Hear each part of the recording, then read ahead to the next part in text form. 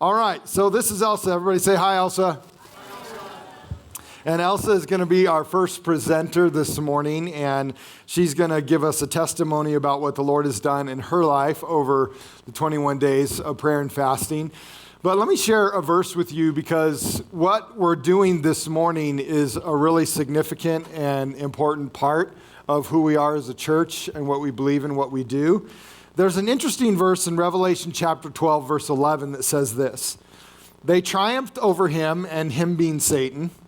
"They triumphed over him by the blood of the Lamb and by the word of their testimony. They did not love their lives so much as to shrink from death." I wanted to remind us this morning, as we hear from 4 different presenters about their story and their testimony about what Jesus has done, that our testimony is powerful. There will be a day in our life where our testimony about Jesus, about the cross and the resurrection and what he's done in our life, will conquer everything that the enemy has ever wanted to do in our life presently and in the future, and destroy him ultimately. And so our testimony, what we share with one another and what we share with the world, is very important, and it can impact a lot of people. So that's what I wanted to share about testimonies, and that's why we're doing them this morning, because it's really important.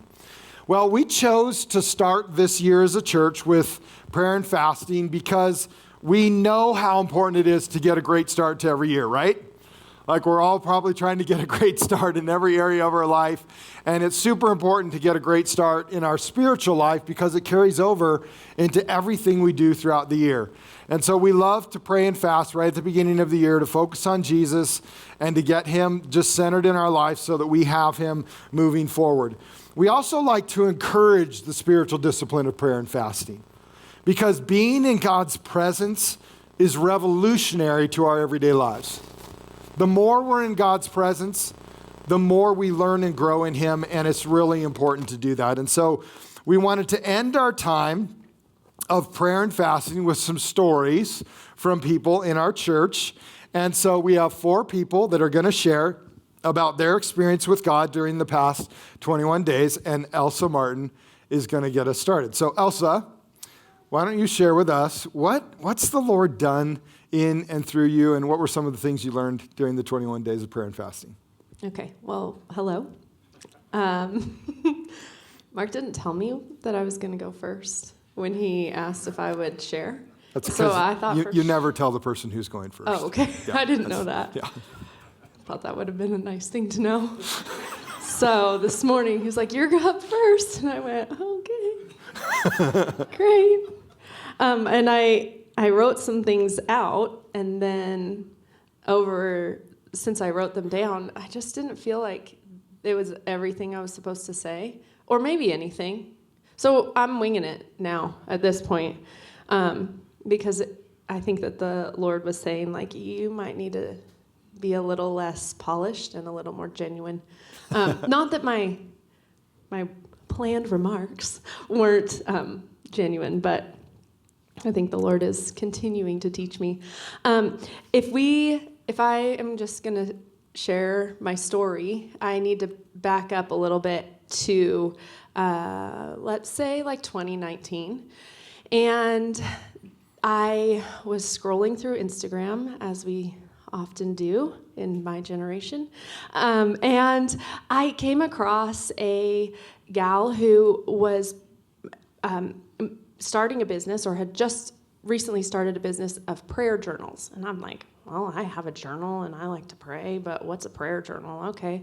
So I'm checking it out and I'm thinking, wow, this is just a beautiful printed book.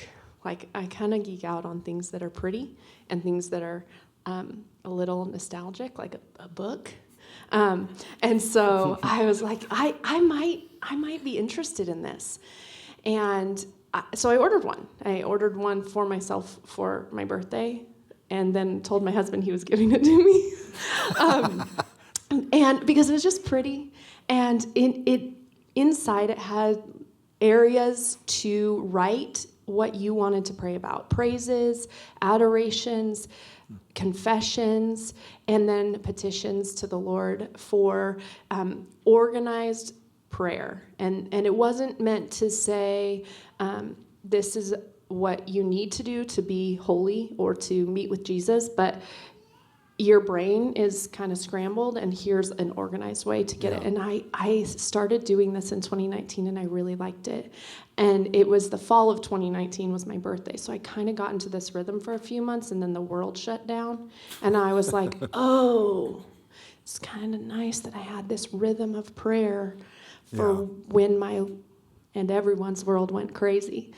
So I did that for a couple of years, and then last winter, almost a year ago, I had a baby. And I forgot to order my birthday present from my husband for me. And I didn't have my prayer journal last year. And I'm thinking, no big deal. I have a baby. Like, I'm never going to get time to myself. But I am nursing, and so I'll be sitting down a few times a day or night, and I can meet with Jesus while I'm feeding my baby. And I totally didn't. It was like my one time to sit down during the day, the last thing I was going to do was meet with Jesus. Why? I don't know. This is so obvious to everyone. You're like, why wouldn't you meet with Jesus? But for me, I was just expecting myself to do it once a day. And I didn't. It was like, this is my chance to call and make a doctor's appointment. This is my chance to like scroll social media. This is my chance to just stop. And I found out that I was a little bit dependent on my prayer journal. And I think it's okay to be dependent on that, but so last fall, 2022, I'm scrolling through Instagram when I should have been praying, and I see that prayer journals, I can pre-order my birthday present from my husband for me. So I do it, and I hear the Holy Spirit say, you need to bring some other ladies alongside you who want to hear from the Lord, who want to be an encouragement to one another. How often have you, the Holy Spirit speaking to me, have you sat down with someone and said, hey, what have you been praying about? Have you heard the Lord? Have you seen God answer your prayers? And I'm like, well, I'm probably like, never, Lord. And he's like, why don't you bring some women alongside you to do this with you? And I'm like, okay. What? All right. I don't know what that looks like. I don't know how to do that. So I just jumped on Instagram one night, and I put my silly face on stories and was like, hey, anybody want to pray with me? Like, send me a message. And some ladies were really kind. And they said, hey, I would love to pray with you. And I'm like, oh, no. Oh, no, they're really coming. They're really going to do this with me. And I just went, okay, Lord, like, I don't know what this is going to look like. I don't know any of that, but we're going to start in January. Okay. All right. So I texted them the link to order a prayer journal if they wanted, or I just said, hey, bring a notebook. And we'll meet in December because we should get together and just chat about it and have some yummy food and just get together. And so we met in December, and we kind of made a plan. We're like, okay, at the end of each month, we're going to get together, and we're going to share what we've seen the Lord do. And we're going to share what we're hoping the Lord does do in the next month or whatever. And the way our journals are organized is like each month you take some time and you just write out what you need to pray for the following month. And so we'll have some time to do that. So come to my house, and we'll do that. And I'm like, this is going to be so great. I just can't even wait to like get together with these super rad ladies who I think they're super cool. I don't know why they said yes to me, but it's all the Holy Spirit. And January rolls around, and January 1st and 2nd and 3rd, and it's like January 9th, the first day of fasting and praying, and I haven't opened my prayer journal once. I filled it in what I wanted to pray for the month in December, and then I didn't open my journal. I didn't pray for 9 days. I know some of you are like, I haven't prayed in 9 years. But for me, I'm like, I'm leading a group of ladies in prayer, and I haven't prayed once. I mean, there have been a lot of help me Jesus moments. There have been a lot of those prayers. Yeah. But I haven't like sat down and been in the presence of the Lord. I think this past week, as I was thinking about it, the best way I could compare it to is when I get, or my children, or any of us, when we get hungry, we're like, okay, we should probably have a little snack. And we go, if you're like me or my children, you go to the pantry, and the snacks are at the kid level because I got tired of getting them a snack. And you go and you grab a snack, and you're like, I'm going to grab some goldfish, and maybe I'm going to grab a little chocolate peanut butter cup, and okay, that'll get me through till lunch.